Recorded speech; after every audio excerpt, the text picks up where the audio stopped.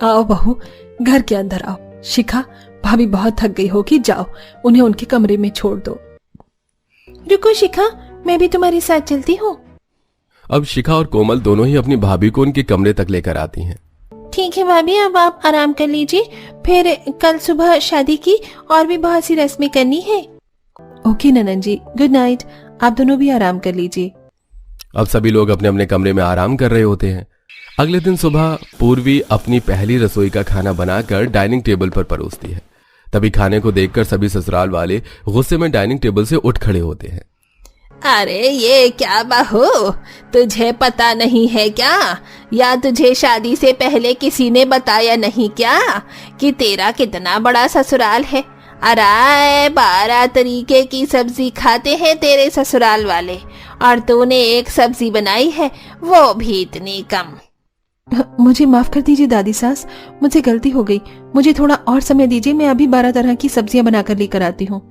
अब अपने ससुराल वालों के कहने पर पूर्वी रसोई में आती है और 12 तरह की सब्जी बैंगन, तोरई, गोभी, भिंडी, शिमला मिर्च, पालक, मेथी, बंद गोभी, मटर, कद्दू, बीन्स, सीताफल जैसी सब्जियों को कट करने लगती है। उसके बाद में 12 तरह की सब्जियों को धोती है, उनके अलग अलग मसाले तैयार करती है और 2 से 4 घंटे बाद 12 तरह की सब्जी डाइनिंग टेबल पर अपने ससुराल वालों के लिए सर्व करती है। अरे खाना तो सही बना है बहू, लेकिन मसाले का हिसाब किताब तेरा बड़ा खराब है। किसी में कम तो किसी में ज्यादा तो किसी में नमक ही नहीं है। वो पिताजी, शादी से पहले मैंने कभी एक साथ 12 तरह की सब्जियां नहीं बनाई, इसलिए मुझे अंदाजा नहीं है। लेकिन आप मुझे थोड़ा समय दीजिए, मैं धीरे धीरे सीख जाऊंगी। और इसी में तुम्हारी भलाई भी है कि तुम जल्दी अपने ससुराल वालों के लिए 12 तरीके की सब्जी बनाना सीख जाओ। अब सुबह का खाना बनाकर पूर्वी बहुत ज्यादा थक गई थी, इसलिए वो बिना कुछ खाई ही अपने कमरे में आराम करने चली जाती है। तभी दोपहर के 2 बजे रघुवीर पूर्वी के कमरे का दरवाजा खटखटाता है।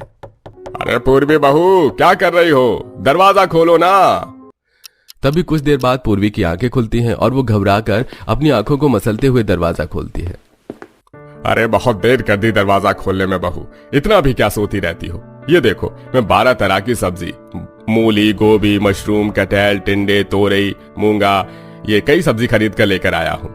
दोपहर के खाने में तुम इन्हीं सब्जियों को बना दो।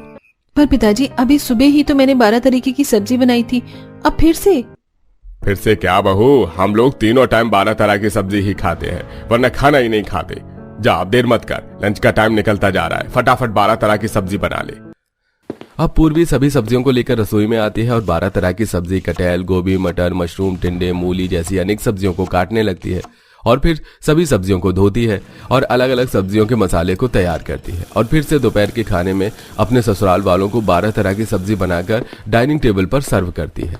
हाँ बहू, अब तूने बनाया है ना ये 12 तरीके की स्वादिष्ट सब्जियां, अब ऐसे ही डेली डेली 12 तरह की सब्जी अपने ससुराल वालों के लिए बनाना। 12 तरीके की सब्जी तो बहुत अच्छी बनाई है भाभी आपने, लेकिन थोड़ा जल्दी भी बनाया करिए। 12 तरह की सब्जियां बना बनाकर पूर्वी का दिमाग पहले ही बहुत खराब हो रहा था। तभी कोमल की बातें सुनकर उसे इतनी तेज गुस्सा आता है कि वो अपने गुस्से को बरसाते हुए कहती है, ननन जी, डाइनिंग टेबल पर बैठकर 12 तरह की सब्जियों का स्वाद लेना बहुत आसान है, इसलिए एक बार आप मेरी जगह 12 तरह की सब्जियों को बनाकर देखना, आपको खुद पता चल जाएगा कि टाइम कहाँ और क्यों लगता है। अब रोज रोज 12 तरह की सब्जियां बना बनाकर पूर्वी की हालत बहुत ज्यादा खराब हो जाती है। तभी वो एक दिन थक हार कर अपने पति से कहती है, गोपाल जी सुनिए ना, परिवार वाले रोज रोज 12 तरह की सब्जियां बनवाते हैं, मैं बहुत ज्यादा थक जाती हूँ। घर का कोई एक सदस्य भी मेरे काम में मदद भी नहीं करता। आप एक काम करिए ना, एक तो नौकर रख लीजिए ना। अरे कैसी बातें कर रही हो, ये सारा काम घर की बहू को ही संभालना होता है और तुम इस घर की बहू हो, अगर तुम नहीं करोगी तो और कौन करेगा, मैं इसमें तुम्हारी कोई मदद नहीं कर सकता। गोपाल की बातें सुनकर पूर्वी बहुत उदास हो जाती है और वो निराश मन से दूसरी तरफ करवट करके चुपचाप सो जाती है। अगले दिन दोपहर में, माँ जी, सुबह की 5 से 6 सब्जियां रखी हुई हैं, जिसे किसी ने अच्छी तरीके से नहीं खाया, तो मैं एक काम करती हूँ, दोपहर के खाने में 2-3 सब्जियां और बना देती हूँ, जिन्हें बाकी सब्जियों के साथ मिलाकर हम सब लोग खा लेंगे। अरे बड़ी ही कामचोर है बहू तू तो, सिर्फ 2-4 दिन डेली डेली 12 तरह की सब्जी क्या बनवा लिया, तू तो हमें बासी खाना खिलाने पर उतारू हो गई। चुपचाप से जाकर उन सब्जियों को डस्टबिन में फेंको और दोबारा से हमारे लिए 12 तरह की सब्जियों को बना। अब पूर्वी बची हुई सब्जियों को डस्टबिन में फेंक रही होती है। ये कैसे ससुराल वाले हैं, मेरे इन्हें किसी भी चीज की कीमत ही नहीं पता। अरे 12-12 तरह की सब्जियां डेली बनवा लेते हैं, जिनमें से कुछ खाते हैं और कुछ यूं ही डस्टबिन में फेंकते हैं। अरे खाने की कीमत उनसे पूछो जिन्हें 2 वक्त की रोटी भी टाइम पर नहीं मिलती है। अब सभी सब्जियों को फेंकने के बाद पूर्वी फिर से 12 तरह की सब्जी, मटर पनीर, शाही पनीर, दाल मखनी, आलू गोभी, मिक्स वेज, भिंडी, छोले, राजमा जैसी 12 सब्जियां बनाकर अपने ससुराल वालों के लिए लेकर आती है। तभी खाना खाते वक्त गोपाल अपने परिवार वालों से कहता है, मैं आप सबसे कहना चाहता हूं कि खाने पीने का बजट थोड़ा हिसाब से करिएगा, क्योंकि इस महीने मेरी तनख्वाह थोड़ी देरी से आएगी। हो सकता है 10 दिन लग जाएं, या 1 महीना, या फिर 2 महीने भी हो सकते हैं। अरे तो हम कौन सा 36 पकवान खाते हैं, बस डेली 12 तरह की सब्जी ही तो खाते हैं। आप लोग चिंता मत करिए, जब तक गोपाल जी की तनख्वाह नहीं आती तब तक मैं बाजार से सस्ती और सीजन की सब्जियां लेकर आया करूंगी, ताकि आप लोगों को खाने पीने में कोई दिक्कत ना हो। अब घर में धीरे धीरे पैसों की दिक्कत होनी शुरू हो जाती है। तभी एक दिन पूर्वी बाजार में सीजन की सब्जी गोभी खरीद रही होती है। भैया ये गोभी कैसे दिया? मैम साहब 40 रुपए किलो है ये गोभी। भैया बहुत महंगी लगा रहे हो सीजन की सब्जी भी, भला कोई इतनी महंगी देता है? 10 रुपए की लगा लो ताकि मैं दूसरी भी कोई सब्जी खरीद सकूं। अरे रेट तो फिक्स है मैम साहब, लेना है तो लीजिए, वरना बहुत लोग हैं जो खरीद लेंगे। सब्जी वाले के रेट न कम करने के कारण पूर्वी वो 40 रुपए किलो गोभी लेकर ही घर आ जाती है और घर आकर रसोई में गोभी को धो काट कर बनाने लगती है। चलो पैसे के अभाव के कारण ही सही, लेकिन अब मुझे ये 12-12 तरह की सब्जी बनाने से फुर्सत तो मिली। अब कुछ देर के बाद पूर्वी डाइनिंग टेबल पर आलू गोभी की सब्जी, रोटी, चावल सबके लिए सर्व करती है। ये क्या भाभी, आपने सिर्फ एक सब्जी बनाई है? तो और क्या करती, मेरे पास जितने पैसे थे उतने में सिर्फ ये गोभी ही आ सकती थी, और वैसे भी तुम्हारे भैया की तनख्वाह आने में अभी और समय लगेगा, इसलिए जो मिल रहा है आराम से खा लो। अरे मेरी तो आदत भी नहीं है एक तरह की सब्जी के साथ खाना खाने की, मुझे तो हर रोज 12 तरह की सब्जी ही चाहिए खाने में। लेकिन ठीक है, कोई बात नहीं, अब आलू गोभी ही खा लेती हूँ। अब देखते ही देखते 10 दिन से 1 महीना हो जाता है, लेकिन गोपाल की तनख्वाह नहीं आती, जिस वजह से घर की आर्थिक स्थिति और खराब हो जाती है। इसलिए पूर्वी अब एक तरह की सब्जी से दाल रोटी पर आ जाती है, जिसके बाद पूर्वी सभी के लिए खाने में दाल रोटी परोसती है, जिसे देखकर ससुराल वाले कहते हैं, ये क्या बहू, दाल रोटी सब्जी कहाँ है? बिना सब्जी के तो ये रोटी मेरे गले के नीचे भी नहीं उतरेगी। हे भगवान, ये कैसे दिन आ गए हम लोगों के। अभी तो मुझे कोई भी एक सब्जी मिल जाएगी ना, तो मेरे लिए वही बहुत बड़ी बात होगी। अब अपनी दादी सास और सास की बातें सुनकर पूर्वी कहती है, चलो भगवान का शुक्र है कि आपको कम से कम खाने की वैल्यू तो पता चली, क्योंकि जिस तरीके से आप डेली 12 तरह की सब्जियां बनवाती थी, कुछ सब्जियां खाते थे और कुछ सब्जियों को तो बिना टेस्ट किए ही फेंक देते थे। आज आपको पता चला कि जब रोटी के आगे सब्जी नहीं आती है तो कैसा महसूस होता है। अब जरा उन लोगों के बारे में सोचिए जिन्हें ये दाल रोटी भी नसीब नहीं होती, लेकिन जब आपको यही सारी चीज मिल रही थी तो आपने उसकी कदर नहीं की। अगर आप चाहते तो उन पैसों को बचा सकते थे, कम सब्जियां खाकर भी रह सकते थे। हाँ पूर्वी, तुम एकदम सही कह रही हो। जो अनाज की कदर नहीं करता वही दाने दाने के लिए तरसता है। आज से मैं भी कभी फिजूल सब्जियों को बनवाने की ना तो जिद करूंगी और ना ही खाया करूंगी। हाँ बहू, तू सही कह रही है। तूने तो मुझे ये बात बहुत पहले ही समझाई थी, लेकिन मेरी ही बुद्धि भ्रष्ट हो गई थी जो मैं तेरी बात को समझ नहीं पाई। लेकिन अब बस आज से इस घर में डेली 12 तरह की सब्जी नहीं बना करेगी। लिमिट में ही खाना बनाया जाएगा और लिमिट में ही खाया जाएगा, ताकि ना तो अनाज बर्बाद हो और ना ही फिजूल पैसे खर्च हो। अनाज और पैसे का अभाव गायत्री के पूरे परिवार को खाने की वैल्यू सिखा देता है, जिसके बाद से वो लोग खाने में 1 से 2 तरह की सब्जियां ही खाते हैं। सही कहती थी माँ, अगर नंद शादीशुदा हो तो कोई दिक्कत नहीं होती। बहू खाना बन गया हो तो पहले अपने ससुर जी को दे दे, उनका दवाई खाने का समय हो रहा है। शीतल अपने ससुराल में खुशहाल जिंदगी जी रही थी। अभी उसकी शादी को सिर्फ 1 ही महीना हुआ था और उसने उस 1 महीने में अपने ससुराल की जिम्मेदारियों को अच्छे से उठा लिया था। ऐसे ही एक रात, दीदी ये भी कोई पूछने वाली बात है, ये भी तो आप ही का घर है, आराम से कल आ जाना, मैं आपको लेने के लिए बस स्टैंड पर आ जाऊंगा। क्या हुआ जी, बड़ी दीदी का फोन आया था क्या?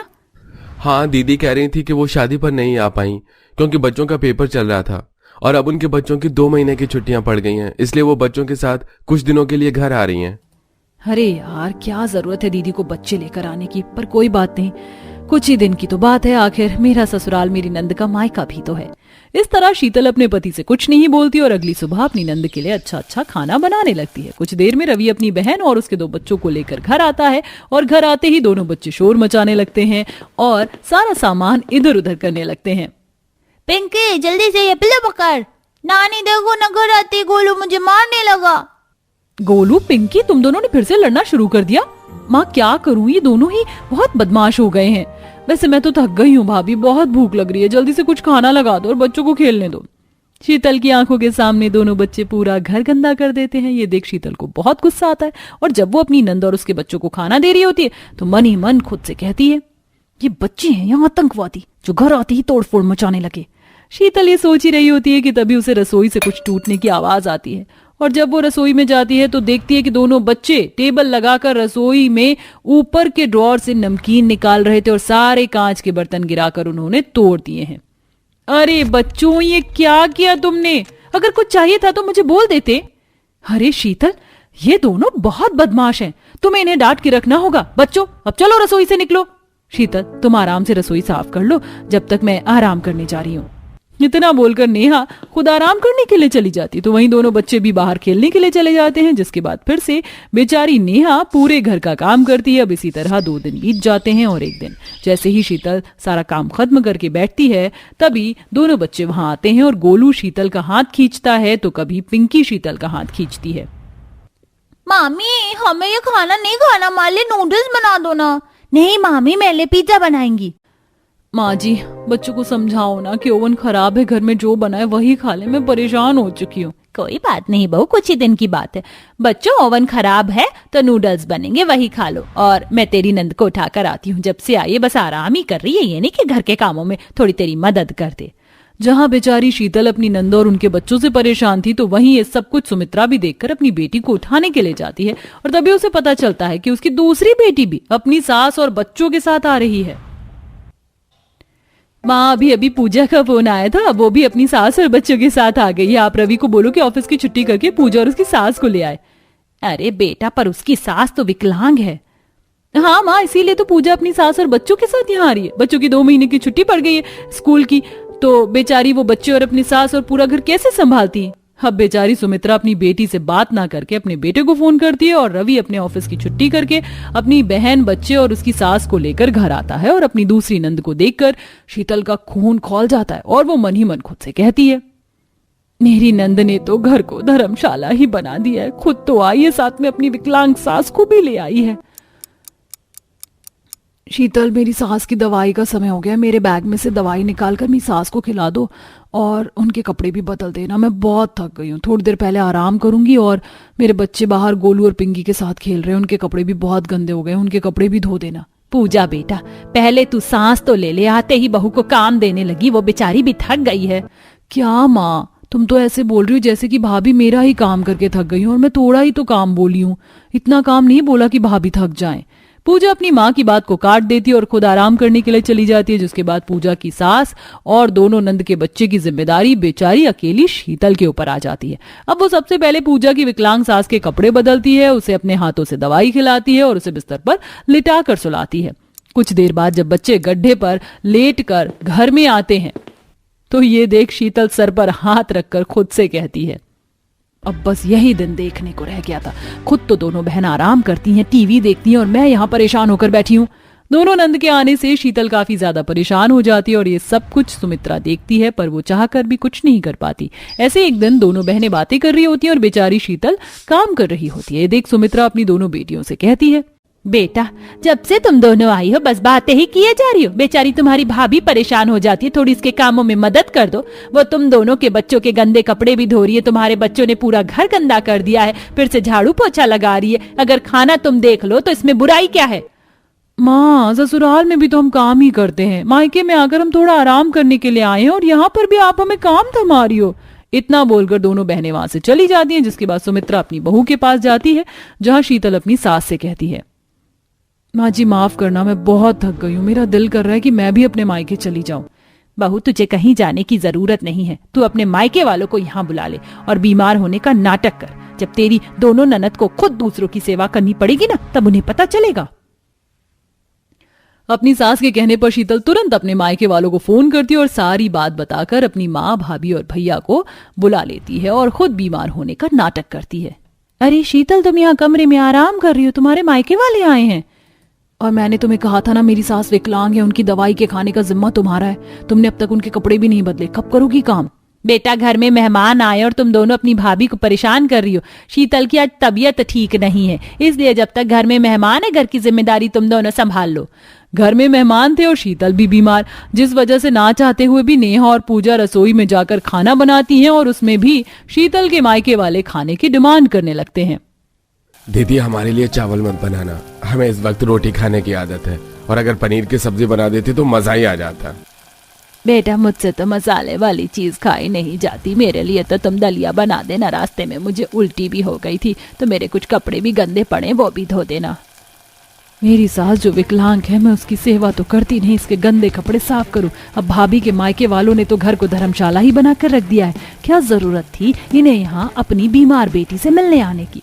इस तरह दोनों बहन मुंह बनाकर सभी के लिए अलग अलग डिश बनाती हैं और कुछ देर बाद सारे कपड़े धोती हैं। इसी तरह 3 दिन बीत जाते हैं और अब वो दोनों बहन कभी घर की सफाई करती तो कभी अपने बच्चों को संभालती। सच में मैंने बच्चे नहीं, राक्षस पैदा किए हैं।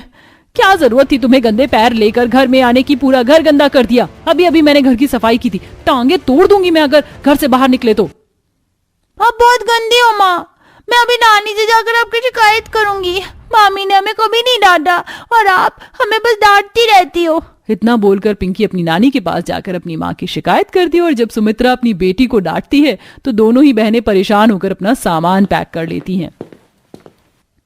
माँ, बेटी का इतने दिन मायके में रहना सही नहीं, हमारा भी घर है, अब हमें चलना चाहिए, अपने मेहमानों की देखभाल आप ही करो। इस तरह दोनों बहनें अपने अपने ससुराल चली जाती हैं, जिसके बाद शीतल के मायके वाले भी वहां से चले जाते हैं और इस तरह फिर से शीतल अपने ससुराल में चैन की सांस लेती है।